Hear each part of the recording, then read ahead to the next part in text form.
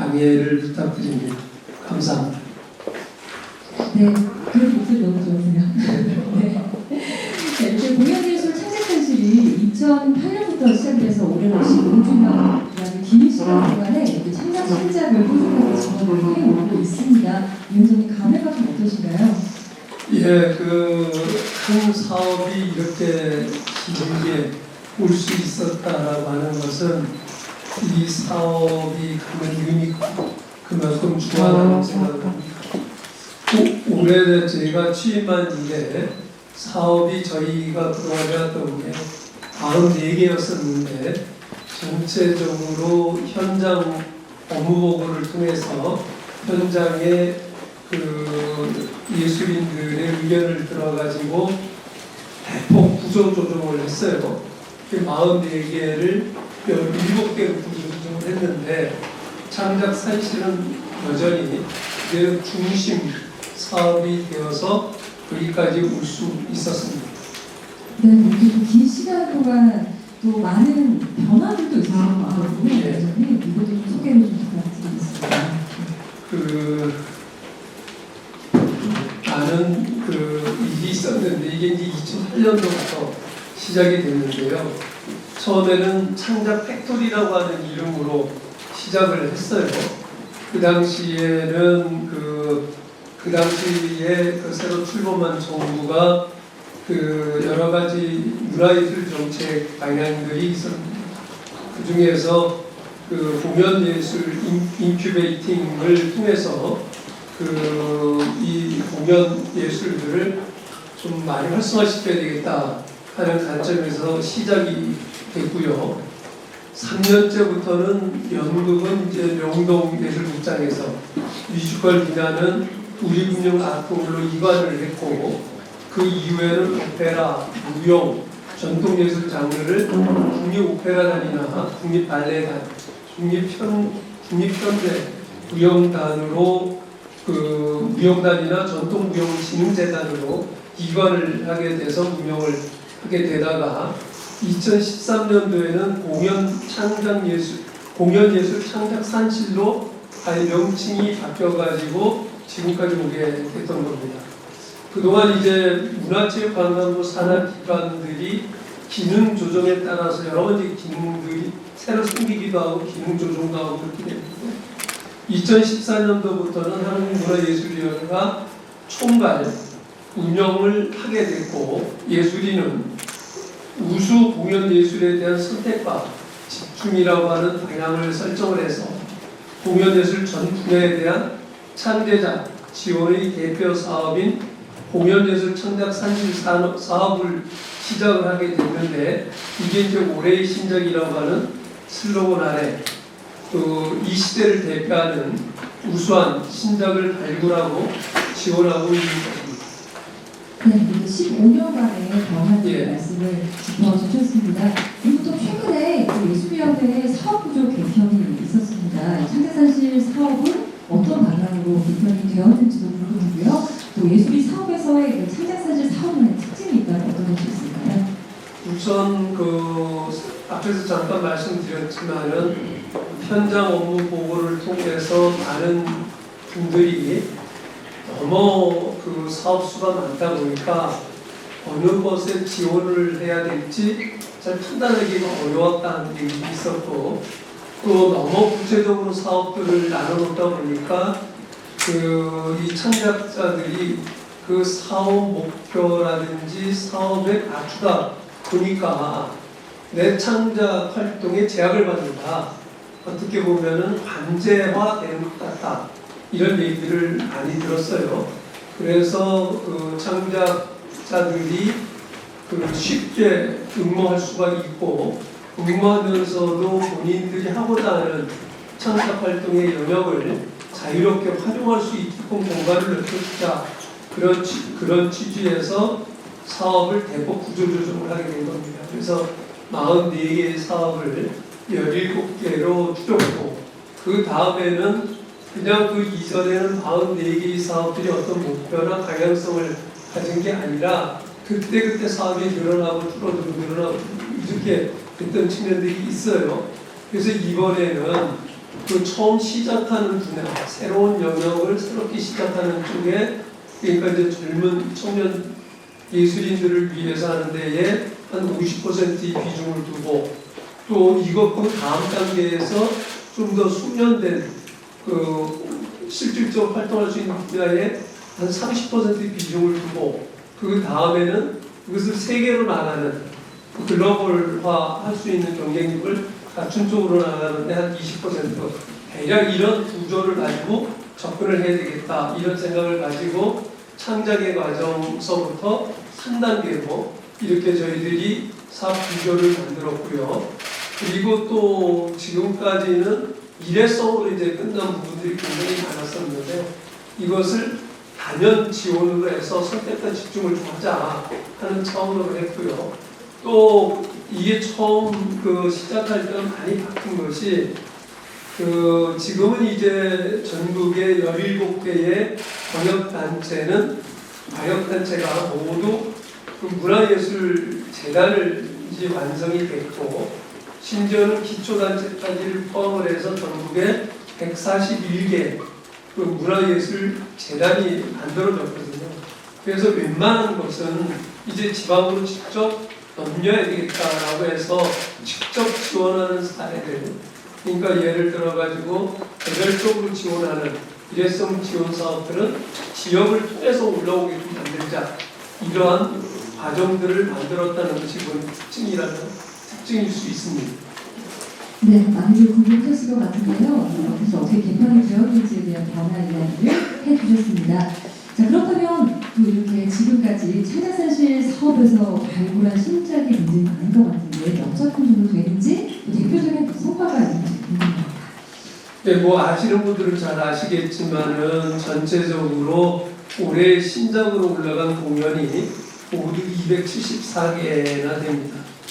그 중에서 대본 공모 선정작이 110개가 되고요. 이 중에서는 작품성, 대중성 등을 인정받은 작품들도 많이 탄생을 했죠. 최근 2, 3년 사이의 성과를 중심으로 말씀을 드린다면, 올해 초에 공연한 연극 빵야라든가, 또 미국의 설계자는 한국 연극지가 선정한 올해 연극 베스트 7에 들었고요. 또 무용 클라라 슈만은 최근에 2대1 문화 대상으로 최우수상을 선정되기도 했고요. 또 뮤지컬 프로이 저택엔 누가 살 수 있을까 같은 창작 뮤지컬 작품들도 한국 뮤지컬 어워드에서 매년 좋은 성과를 얻고 있습니다. 이외에도 공연예술계와 관객들에게 좋은 평가를 아주 많이 받고 있죠. 아마 이 창작산실을 통해서 선정된 작품들이 공연이 되면 거의 전회가 매진되는 그런 현상들을 보더라도 정말 좋은 작품들이 올라오고 있다. 네, 많이 발전을 했다. 제가 이 장가를 했던 게 벌써 12년 전인데요. 그때만 하더라도 이 문화예술위원회를 통해서 지원한 작품들이 이게 티켓팅을 해서 매진되는 사례를 거의 보질 못했어요. 그때는 이 초대권을 가지고 꾸려도 자리가 다 차지 않던 게 막막이 있었는데, 이제는 초대권이라고 하는 건 저희들도 받기가 어렵고요. 거의 다 솔드아웃되는 그런 현상입니다. 네, 아무래도 창작산실을 통해서 제작과 창작에 대한 지원을 받다 보니까 완성도 있는 이런 좋은 사례들이 많이 생기는 것이 아닌가 생각이 듭니다. 자, 그러면 이제 앞으로의 창작산실 활동 어떤 변화를 좀 기대해볼 수 있을까요? 여기 제가 다 소개를 못 드렸네요. 네, 말씀 부탁드리겠습니다. 여기서 이제 또 저희가 이 창작산실을 통해서 나온 작품들 중에서는 해외 진출 사례도 있어요.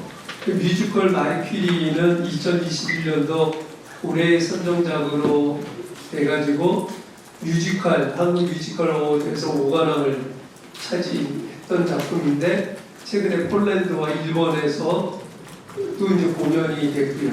현재 대학로에서도 지금 공연 중에 있습니다.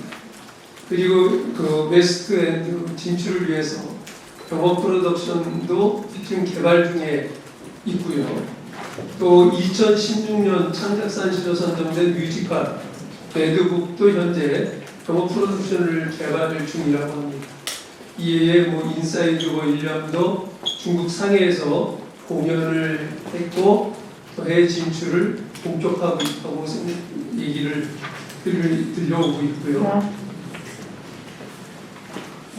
그리고 창작산실 그 작품 중에서 하나의 아예 레파토리로 자리를 잡아가는 작품도 있는데 창작 뮤지컬 호프 또는 레드북은 아예 안정세에 들어섰고요. 크로이 저택에 누가 살고 있을까, 빌미 이런 오페라 작품도 꾸준히 공연에 올려지고 있습니다. 네, 이렇게 추가적으로 또 더 많은 사례들까지 소개를 해주셨습니다. 방금 드렸던 질문 다시 드려보겠습니다. 예. 앞으로의 변화 어떻게 기대해 보실까요? 예, 이제는 그 창작 산시를 통해서 선정되는 작품은 우리나라의 창작 작품 중에서는 대표성을 띈다라고 할 정도로 저희들이 보다 더 공부한 그 심사 과정을 통해서 그 좋은 작품들을 선정하도록 하고 또 그것이 지속적으로 발전할 수 있도록 후속적인 단계적 지원도 강화를 예정입니다. 네, 창작사실은 이제 미술에도 신작이 좀 잘 정착하도록 돕기도 하고요. 또 새로운 플랫폼을 통해서 신작이 더 많은 관객들과 만날 수 있는 이런 새로운 변화를 예상하고 있다는 생각이 듭니다. 유 회장님, 그럼 이 과정을 이렇게 한마디로 좀 정리를 해보실 수 있으실까요?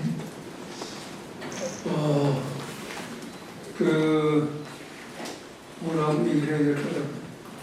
그 창작 산실은 지금 이것이 끝이 아니라 계속 진행 중이다. 이렇게 보시면 됩니다. 현재 진행을 하고 있다. 예. 네, 이렇게 보면 될 것 같아요.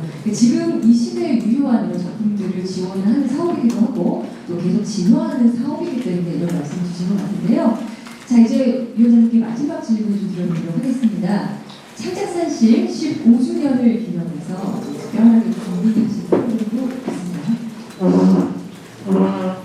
예.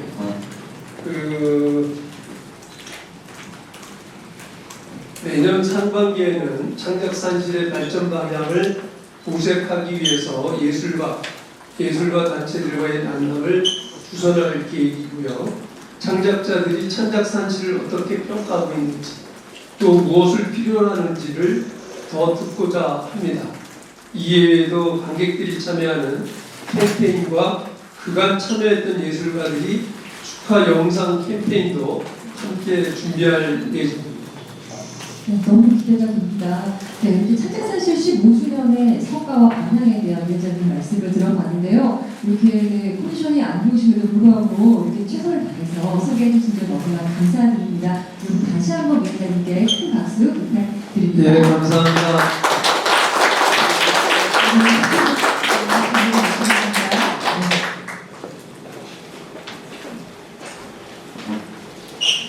네, 이번에는 2024년 한 해 동안 공연예술 창작산실을 알릴 홍보대사를 소개하는 시간입니다. 네, 방금 제가 또 자리로 안내를 해드렸지만 위원장님 한 번만 더 무대로 저희가 모셔서 이제 개축식을 진행을 해보도록 하겠습니다.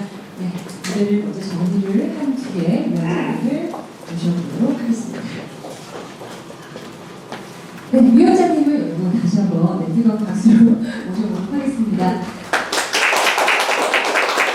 그리고 이어서 카리스마 넘치는 연기와 성별, 장르의 경계를 뛰어넘는 도전적인 행보를 보여주고 있는 차지연 배우님을 여러분 뜨거운 박수로 소개하겠습니다.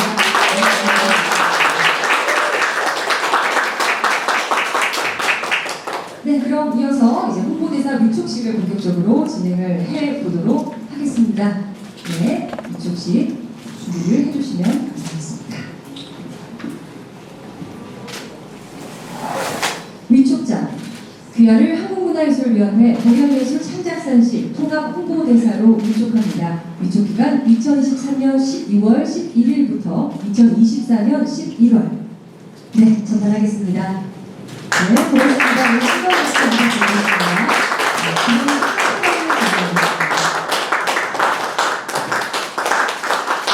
네, 저희 이어서 본투도 한 번 더 전달하겠습니다. 네, 기념 사진도 다시 한번 진행을 하도록 하겠습니다.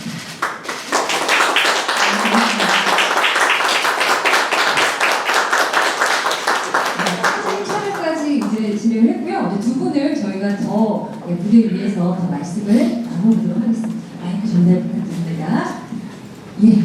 자, 위원장님께 먼저 좀 질문을 드려보도록 하겠습니다. 네, 오늘 이렇게 차지원 배우님 홍보대사를 말씀하셨는데, 여기 너무 단도직입적이지만, 홍보대사로 선정하신 이유가 있으실 것 같아요. 사회자가 이미 다 말했죠. 우리 차 대사님은 말 그대로 창작 산실 출신이고 뭐 한두 작품을 하신 게 아니에요. 그리고 이 과정을 통해서 성장하셨고 또 이 창작 산실을 크게 만든 장본인이다 이렇게 생각을 합니다. 감사합니다. 너무 훈훈한 광경인 것 같습니다. 자, 이렇게 또 다양한 활동들과 함께 또 창작산실과도 또 깊은 인연이 있으셨어요. 네, 앞으로도 배우님의 활약을 기대해보면서 이번에 차지원 배우님께 질문을 좀 몇 가지를 이어서 한번 드려보도록 하겠습니다. 창작산실 홍보대사 제안받으셨을 때 어떤 생각이셨는지요? 굉장히 기뻤습니다. 기뻤고 너무 영광이었고 또 이제야 적임자가 때가 온 것이 아닌가. 그래서 정말 반가웠어요. 너무 반가웠고 누구보다 창작산실을 정말 애정하고 사랑하는 사람으로서 이런 좋은 기회를 주셔서 다시 한번 진심으로 감사드리고 열심히 최선을 다해서 활동할 것을 약속드립니다.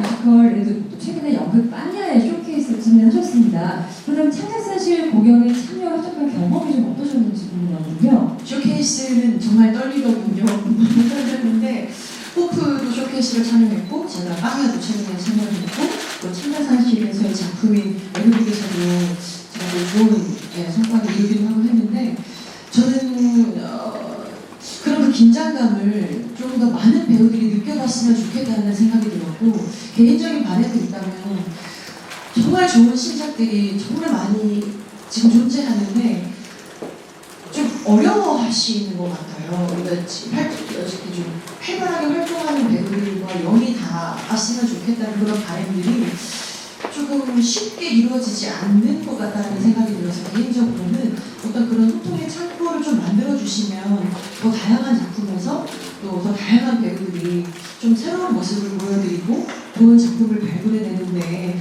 좀 더 많은 기여를 할 수 있지 않을까라는 그런 바람을 한번 가져봤습니다. 네, 애정 어린 또 말씀을 주셨고 위원장님께서도 아마 잘 경청을 해주시지 않았을까. 예, 우리 제가 깜짝 놀랐어요. 잠시 앞에서 만나고 있고 얘기를 나누는데 우리 차지원 대사가 하는 얘기가 이 창작산실은 기성 배우들 저 같은 사람들도 나와도요.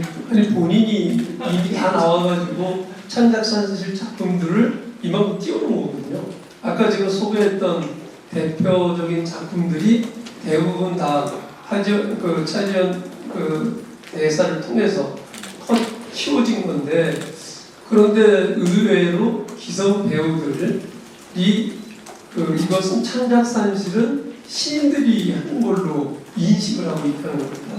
그래서 저희가 이거 홍보를 잘못하고 있구나 이런 생각이 들어가지고 정말 많은 반성을 했고요. 이런 부분을充활용을 해서 정말 이 새로운 신작들이 나와서 그것을 우리나라에 기라성 같은 기성 배우들이 나와서 정말 더 키워줄 수 있도록 그렇게 해야 되겠구나. 아마 그 역할을 우리 차 대사님이 하실 겁니다. 네, 열심히 하겠습니다.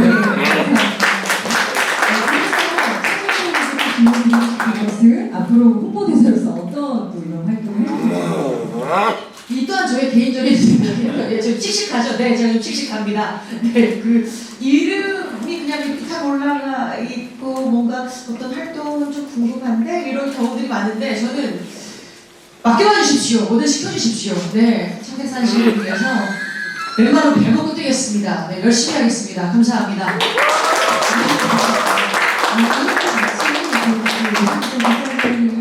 홍수 국장님도 오셨기 때문에 잘 참고해서 함께 활동하시면 너무 좋을 것 같습니다. 자, 그렇다면 이렇게 라이선스가 아닌 창작 작품만의 매력이 어떤 것이라고 생각하시는지 궁금하군요.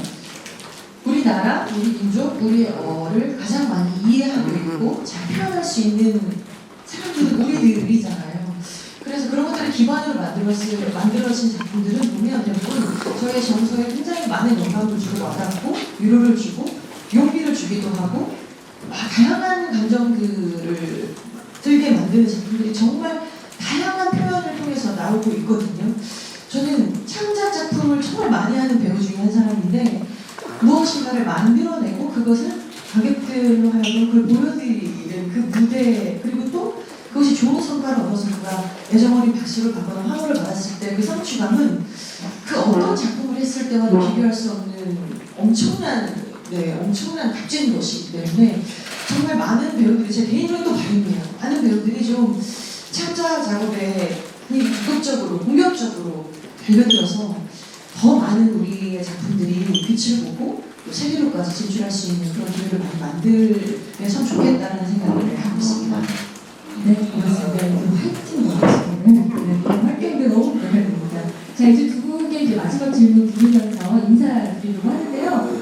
이제 창작 무대를 사랑해 주시는 관객분들, 그리고 예술가분들께 응원의 한마디 위원장님 먼저 부탁드리겠습니다. 예, 정말 감사합니다.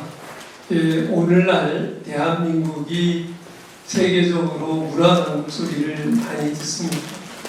근데 이러한 상황을 만들어 주신 분들은 바로 이 문화예술계의 그 예술인 여러분들이고 또 이것이 가능하도록 만들어 주신 분들은 국민 여러분들 생각을 합니다. 올해로 우리 아르코가 50주년을 맞이했습니다. 50년 전인 1973년도는 1인당 국민소득이 326불에 불과했습니다.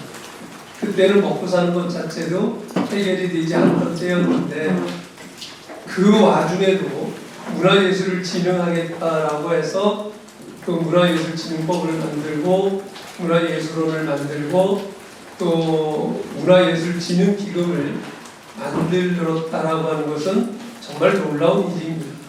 이러한 우리 선배 세대의 노력이 있고 그동안 쌓아온 그런 것들이 있었기 때문에 오늘날 우리가 문화강국 소리를 듣습니다.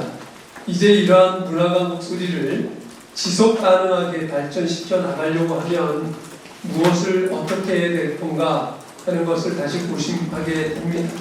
이제 새로운 역사는 국민 여러분들과 함께 써가겠습니다. 오늘 여러분들이 보시다시피 강한 의지를 가진 우리 차지연 그 홍보대사와 함께 우리 이 공연 예술의 그 어떻게 보면은 정수라고도 할 수 있는 창작 산실을 더더욱 키워서 우리의 것을 통해서 세계화하는데 더더욱 노력하겠다는 약속의 말씀 드립니다. 감사합니다. 작품과 그와 무대를 꿈꾸시는 많은 분들, 장르에 상관없이 그런 분들께 꼭 이 창작산실이라는 이 기회를 더 널리 알릴 수 있도록 정말 최선을 다하고 싶습니다. 왜냐면 그냥 포기해버리시거나 아니면 저 세계는 종사자들만이 가능하고 그들끼리 이루어지는 세상이 아닌가라는 그 선입견 속에 많이 겁을 내시기도 하고 포기해버리시는 분들이 분명히 계실 텐데 그분들이 이 창작산실이라는 걸 통해서 정말 다양한 그 끼와 재능과 기량과 꿈을 마음껏 펼쳐주시기를 다시 한번 제가 열심히 해야겠죠.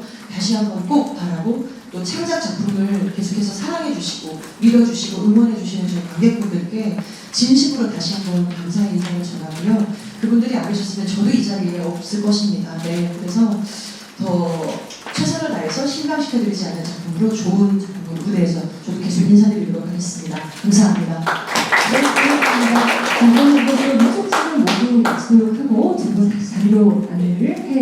있습니다. 네, 고맙습니다. 네, 앞으로 최철 배우님의 이 강한 의지와 에너지가 찬양을 더 홍보하고 더 확산하는 데 많은 도움이 되기를 기대해 주시기를 바랍니다.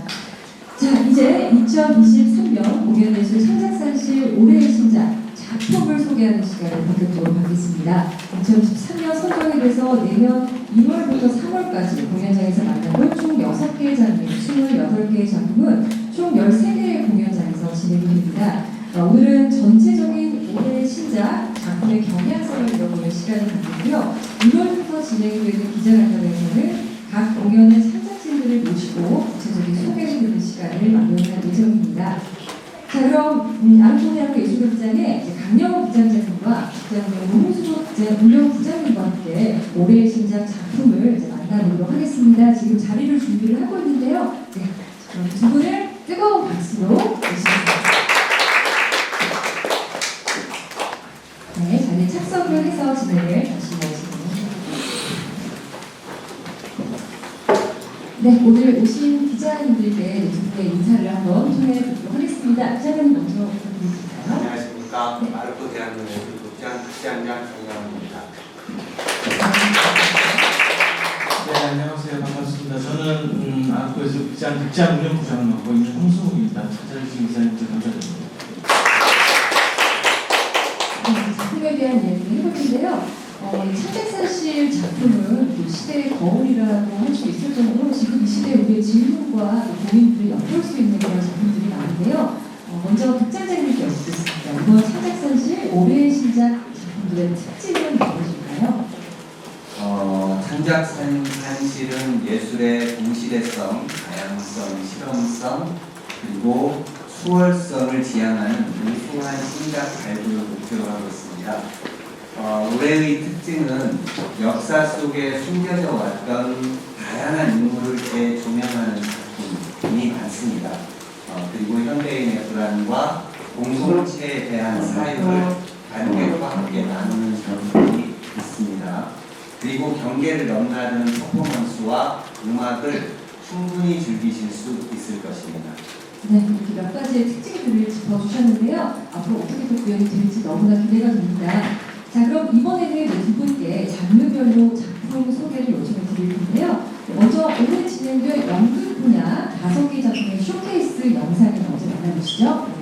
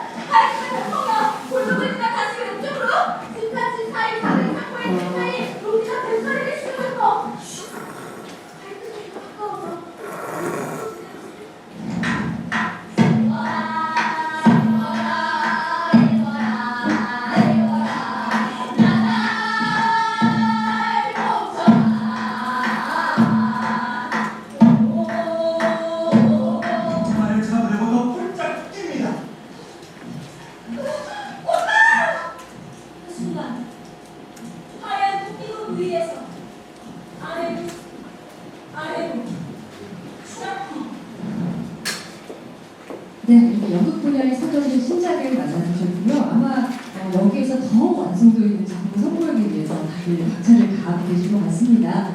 자, 그럼 극장장님께 여쭙겠습니다. 연극 분야에서는 총 이렇게 5개 작품이 선정이 됐는데 또 모두 예술극장에서 올라가는 것을 들었습니다. 이 작품들은 어떤 작품인가요? 올해의 신작 연극은 사회와 역사에서 외면받아온 사람들을 다루고 있다는 공통점이 있습니다. 그런데 사회적 약자를 피해자나 혹은 수혜적 관점에서 그리는 것이 아니라 주체적인 인물로 조명을 하고 있습니다. 여성 독립운동가 두 분을 그린 2개의 작품이 있는데요. 독립이나 국가 혹은 민족이라는 이 관념을 넘어서서 여성으로서의 개인의 삶을 공연하고 있다는 특징이 있습니다. 그리고 조현병 가족을 그린 작품이나 코피노의 삶을 그린 작품 역시 주체성과 연결 관점에서 그리고 있습니다. 네, 6개의 분야 중에서 연극 분야에 관한 작품 소개를 해주셨습니다. 이번에는 무용 분야를 알아보겠습니다. 먼저 쇼케이스 영상부터 감상하시죠.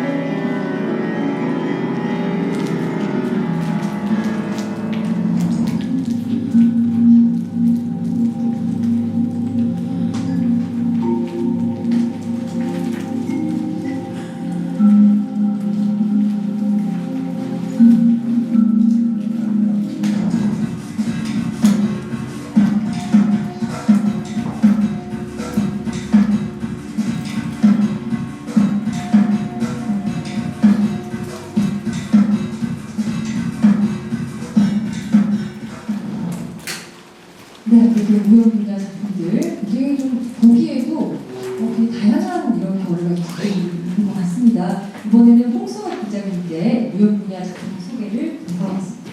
네, 아무래도 무용은 이제 비언어극 형태 장르다 보니까 일반 관객들이 접근하기도 어려우신데 창작자들 입장에서 보면 다양한 시선 있는 소재나 주제들을 되게 오랜 시간 조사하고 연구하고 그리고 연습의 과정들을 통해서 작품들이 발표가 되어집니다.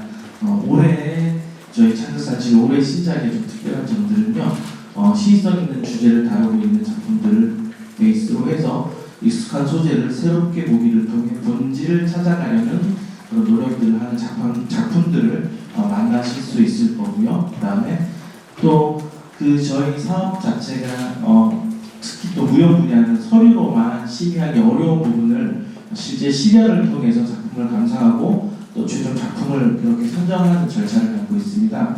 그런 내용들을 이제 좀 저희가 과정들을 지켜보았을 때 핵심이 되는 물리적 장치를 통해서 구현되는 이미지, 그리고 시각적인 재료와 효과의 적합성, 그리고 주제를 담게 될 구성과 구조의 존재 여부, 그리고 구체적인 움직임의 질감, 몸과 공간의 관계 설정과 전시의 방식 등으로 꼼꼼히 나눠서 저희가 올해 심의를 거쳐서 최종 6작품을 발표할 예정입니다.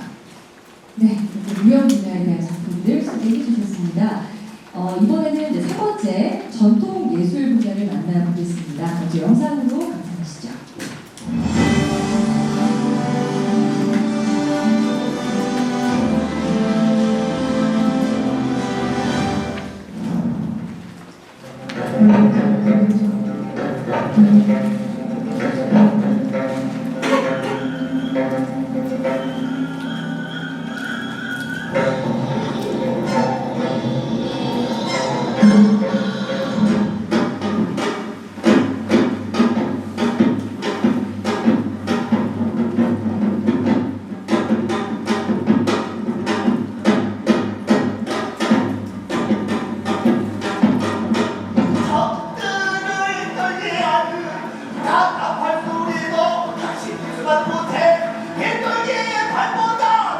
일불불아 성향받는 사고가 일본은 한국입니다.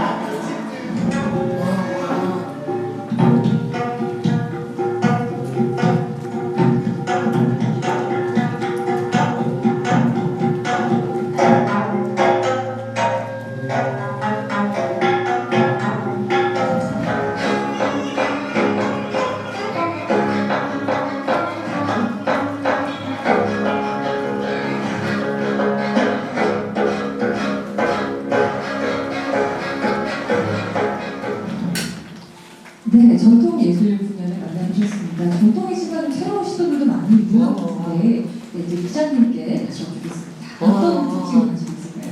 네, 저희 그 올해 신작 전통예술 분야는 특히 저희가 최근 3년 정도 안에 되게 고무적인 작품들을 많이 발표했다고 생각됩니다.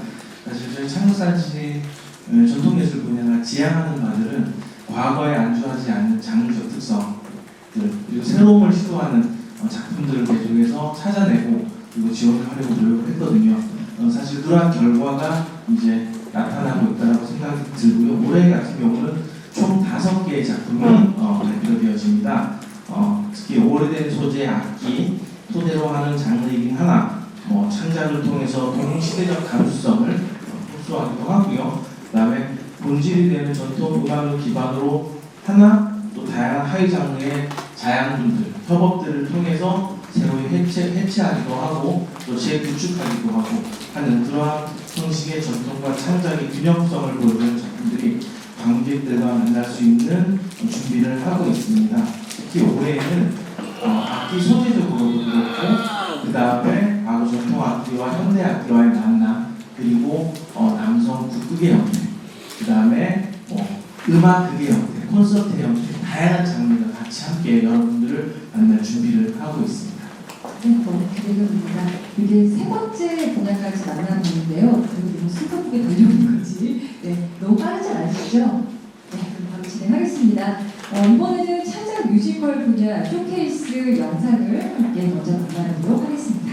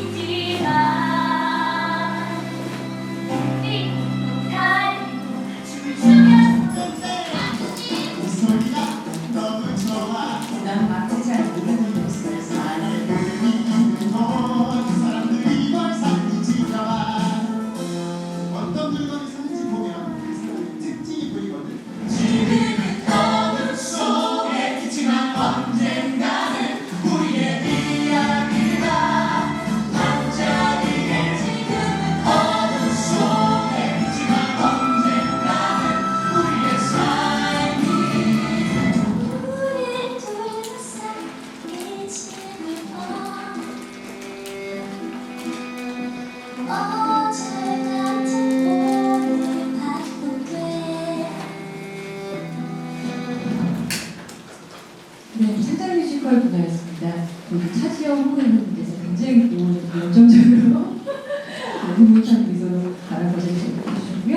자, 그러면 매년 화제가 되었던 창작 뮤지컬에 대한 설명을 국장장님께 소개 부탁드리겠습니다. 매우 매해 창작산실에 올라가는 뮤지컬은 굉장히 사랑을 받고 있고 특히 최근에 K 문화가 활발한 지금 창작 뮤지컬이 굉장히 반가운 것 같습니다. 올해의 창작 뮤지컬은 역사적 인물을 재해석한 작품들이 있고요. 그리고 최근에 높은 시청률로 화제가 된 연인이라는 작품에서 다루고 있는 한양역라고 하는 것을 이미 창작산실에서 작년에 계속 발표를 해서 여성의 구체적인 시각으로 지금 그려서 준비를 하고 있습니다. 그리고 오랜만에 미래 관객이 어린이와 함께 할 수 있는 뮤지컬들이 두 편이나 준비되어 있어서요. 다채로운 작품을 만나볼 수 있을 것 같습니다. 네, 창작 뮤지컬 분야까지 만나보셨고요. 이제 5번째 음악 분야 쇼케이스 영상을 함께 감상하겠습니다.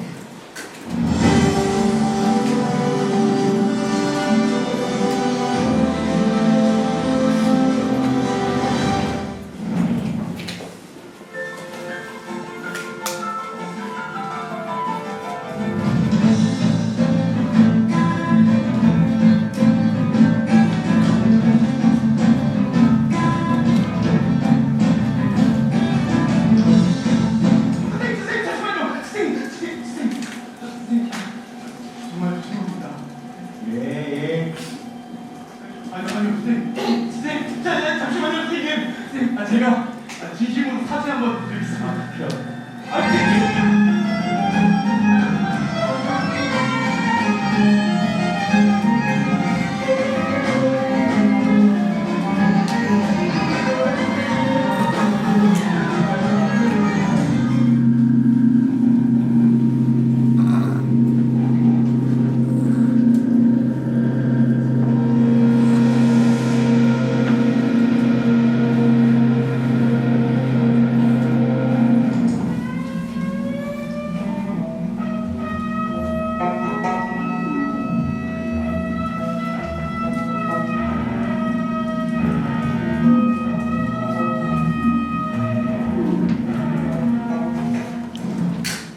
네, 음악 분야 쇼케이스 영상이었습니다. 오늘 경기를 넘나드는 다양한 시도들이 있는 것 같습니다. 그럼 이번에는 부장님께 작품 소개해 주시면 좋겠습니다. 네, 그러니까 전통예술 분야와 마찬가지로 사실 창작사실 음악 분야는 이제 올해 각 2살 되었습니다. 전체 다른 분야는 한 15년 정도 되었는데요. 지금 저희는 창작사실 음악 분야로 새로이 이제 유입을 한 이유가 여러 가지가 있습니다. 사실 우리나라에 정말 그 영향이 있는 작곡가들도 많으시고 연주자들도 많으시잖아요. 근데 안타까웠던 것들이 저희가 항상 공연화되어졌을 때 오는 문제들이 있더라고요. 그래서 저희는 좀 더 기획자의 영향을 키우고 그다음에 프로덕션의 팀들을 좀 더 연주자들과 창작자들이 붙여줬을 때 과연 그 이후의 시너지가 어떻게 날 것인가라는 고민들을 많이 하고 지금 산실사업들을 운영을 하고 있습니다. 그래서 이제 그러한 노력의 결과물들 그리고 과거에 관현악 중심으로 지어왔던 사업들에서 다채로운 장르랑 협업도 가능하고 경계를 넘나들 수 있는 작품 중심으로 지금 현재 저희가 지원을 하고 있습니다. 올해 음악 분야 총 5편이 발표될 예정입니다.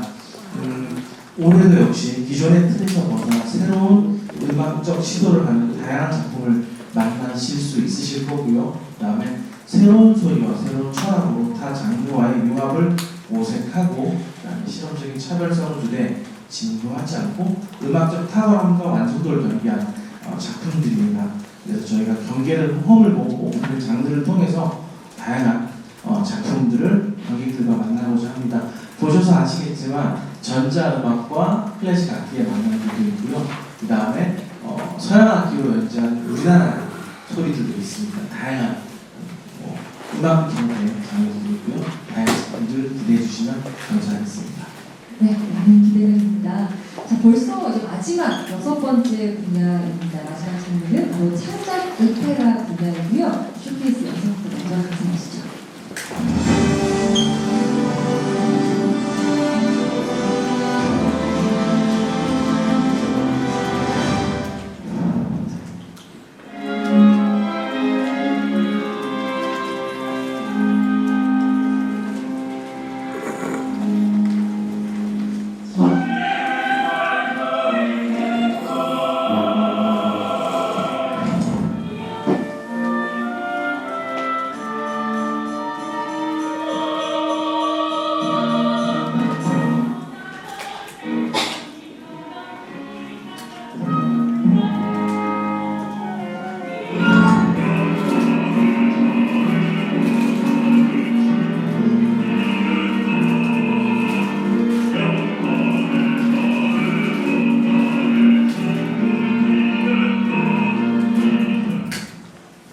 네, 마지막 창작 오페라 분야 쇼케이스 영상 만나주고요. 작품 소개도 부장님께서 들어주시겠습니다. 네, 사실 저희가 최근에 가장 많이 좀 공을 들이고 있는 분야이기도 합니다.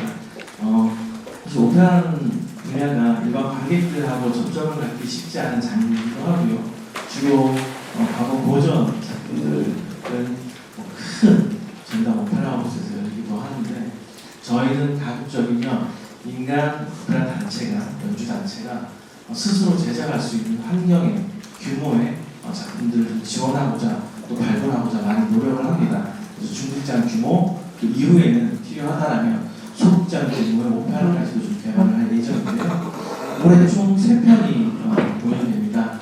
저희 오페라 분야는 대본 공부부터 시작이 됩니다. 사실 우리나라에 많은 오페라 작곡가들이 있으나 사실 공연되어지지 않기 때문에 그 작품들이 숨어서 발굴되지 못하는 경우들이 있습니다. 그래서 매년 5작품 정도를 저희가 발굴을 하고요. 그 작품들 가운데에서 저희 창작산실 올해 신작을 통해서 또 이렇게 발표하는 형태입니다. 올해도 역시 새로운 연출적 시도를 한 작품들, 그리고 오케스트레이션의 완성도를 기반으로 합창과 아리아에 대한 독창적인 시도가 돋보이는 작품들이 되겠는데요. 특이한 점은 어떤 작품은 현악 중심으로 구성되어 있는 그런 오케스트라들도 있습니다. 여기 재미있는 작품들이 또 함께 맞이할 준비를 하고 있습니다. 그래서 오페라도 현대 관객에 맞추어서 동시대성과 시의성을 반영한 주제와 표현 형식에 있어서도 의미 있는 탐색, 새로운 시도들을 지속하고 있습니다. 앞으로도 저희 창작산실을 통해서 저희 오페라가 다양성과 관객학들을 이끌어낼 수 있도록 노력하겠습니다. 감사합니다. 네, 고맙습니다. 두 분께서 작품 소개 6개 분야 그리고 총 28편의 작품을 또 소개해 주셨습니다. 설명 듣고 나니까 정말 각 분야마다 얼마나 심혈을 기울여서 시기를 하셨는지도 느껴지고요. 또 기대감이 더 커지는 것 같습니다. 신작 공연이 본격적으로 올라가는 1월에는 시기별로 간담회를 열어서 더 자세하게 공연을 소개해 드릴 예정이니까 참고해 주시고요. 자세한 일정은 나누어드린 시기별 간담회 일정을 참고해 주시기 바랍니다. 네, 앞으로 많은 관심 부탁드리고요. 이제 지금부터는 본격적으로 제가 지금 드리는 것이 아니라 이제 오신 기자님들께서 직접 질의응답을 함께 주고받는 시간 가져보도록 하겠습니다. 손을 들어주시면 저희가 마이크를 가져다 드리고 질문을 받도록 하겠습니다. 혹시 질문 있으실까요?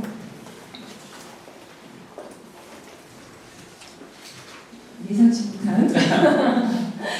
네. 그러면 혹시 질문이 없으시다면 제가 3초만 더. 네, 좋습니다. 마이크 전달 부탁드리겠습니다.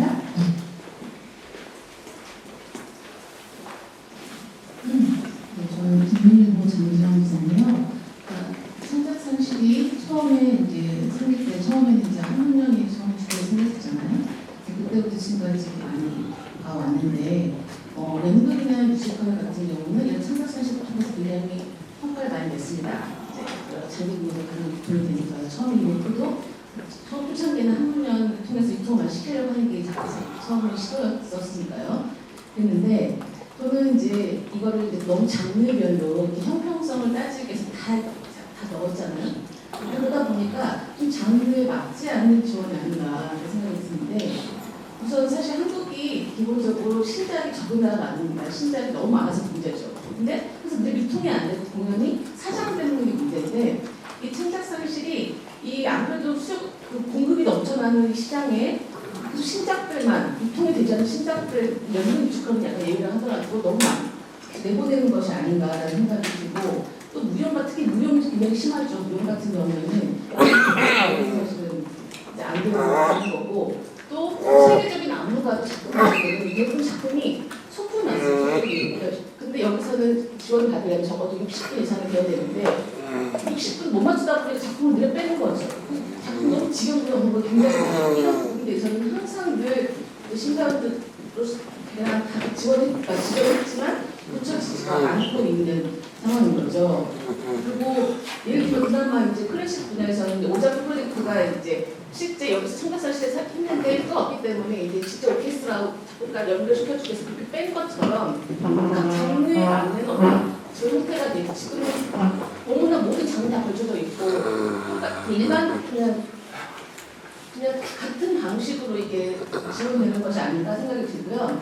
예전에 창작산실 이제 10주년 맞았을 때 이제 제가 총 정리하는 뭔가를 한 적이 있었는데 그때 예술가 가장 원했던 거는 사실은 뭐냐면 재공연 기회를 많이 주시다는 거였어요. 근데 이제 물론 그래서 그 전에는 이제 재공연 사후 지원이 있었죠. 지금 없었지만 근데 물론 그때 사후 지원을 할 때 예술가들이 약간 또 그게 정직하지 않게 또 신작을 만들어 버렸기 때문에 문제가 되기도 하고 뭐 그랬지만 지금 우리나라에서 문제가 되는 거는 여전히 너무 신작이 많다는 거.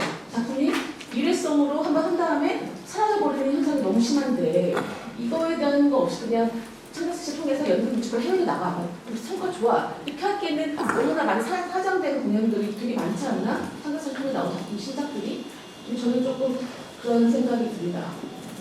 네, 그 얘기해 주셨는데요. 박경 부장님께서. 제가 좀 답변드리겠습니다. 일단 저희 예술위원회가 지원하는 전체적인 그 대상 사업들을 기준으로 봤을 때 창작산실 사업들이 신작이라는 명확한 그 목표 지향점을 갖고 있는 사업이 분명합니다. 이제 국가가 정책적으로 대한민국을 대표하는 컨텐츠, 국내 컨텐츠들을 발굴하기 위한 기본적인 정책 조건을 갖고 있는 것 같고요. 그 이후에 이제 재공연되어지고 유통되어지는 관점까지 저희가 이제 넓혀 나가는 상황에 있는데, 지금 현재 창작 주체 사업들, 이제 과거에 중장기 창작 지원 사업들을 통해서 작품이라는 게 신작은 트라이아웃 개념이라고 하면은 이 작품들이 진짜 해외로 유통되어지거나 국내에 정말 많은 관객들을 만나려면 계속해서 재공연되어지고 하면서 사실 공연들이 계속 이렇게 발전을 하는 과정들을 갖고 있잖아요. 그래서 지금 현재 중장기 창작 지원 사업에서 한 2년, 3년 정도의 시간을 거쳐서 그런 발전의 과정들을 거칠 수 있게끔 하고 있습니다. 다만 지금 현재 저희가 또 고민하고 있는 점들은 하나가 뭐냐면 창작 주체 쪽 사업들은 단체가 스스로 작품들을 개발하고 발굴하고 또 유통할 수 있는 과정, 국제 교육까지 가능한 사업들이어서 단체 주도의 사업이라면 국가가 좀 정책적으로 견인해야 될 대상 사업들 안에서 신작을 갖고 실질적으로 내년에는 좀 더 레파토리가 가능할 수 있도록, 그러니까 트라이아웃 공연을 완전히 수기의 과정을 거쳐서 예경이 하고 있는 유통활성화 지원 사업까지 자연스럽게 연계하는 지정 사업까지 좀 고려를 하고 있습니다. 그리고 기자님께서 말씀해 주셨던 것처럼 각 장르별 특성들이 좀 많이 강한 건 사실입니다. 그래서 연극하고 뮤지컬은 지금 현재의 그 작품 개발하는 이런 과정들이 좀 적정하게 있다는 판단이 들고요. 저희가 최근에 사실 안에서 전통하고 음악하고 오페라 쪽은 조금 더 기획자, 그러니까 좋은 작품을 창작자들이 만들면 이게 잘 발표될 수 있는 기획자 중심으로 조금 더 고민을 하고 있고, 아까 기자님 말씀하신 것처럼 각 장르별로 세심한 좀 심의 기준들이나 과정들을 좀 준비할 수 있도록 계속해서 저희들도 노력하겠습니다. 네, 혹시 답변이 되셨을까요? 네, 감사합니다. 혹시 뭐 덧붙이실 말씀 없으시다면 한 번 더 질문이 있으신 분 계시면 질문을 받아보도록 하겠습니다. 질문 있으실까요? 네, 그러면 질문이 없으실 관계로 저희가 여기서 이제 마무리하려고 합니다. 이것으로 2023 창작산실 올해의 신작 기자 간담회를 모두 마치도록 하겠습니다. 앞으로도 2023 창작산실 올해의 신작에 많은 관심과 성원 부탁드립니다. 두 분께 다시 한번 뜨거운 박수 부탁드리겠습니다. 네, 저도 그럼 여기서 인사를 드리도록 하겠습니다. 창작 성경이었습니다. 고맙습니다. 네, 감사합니다. 작년 전에 저희가 시기별로 작품별로 묶어서 기자님들 모시고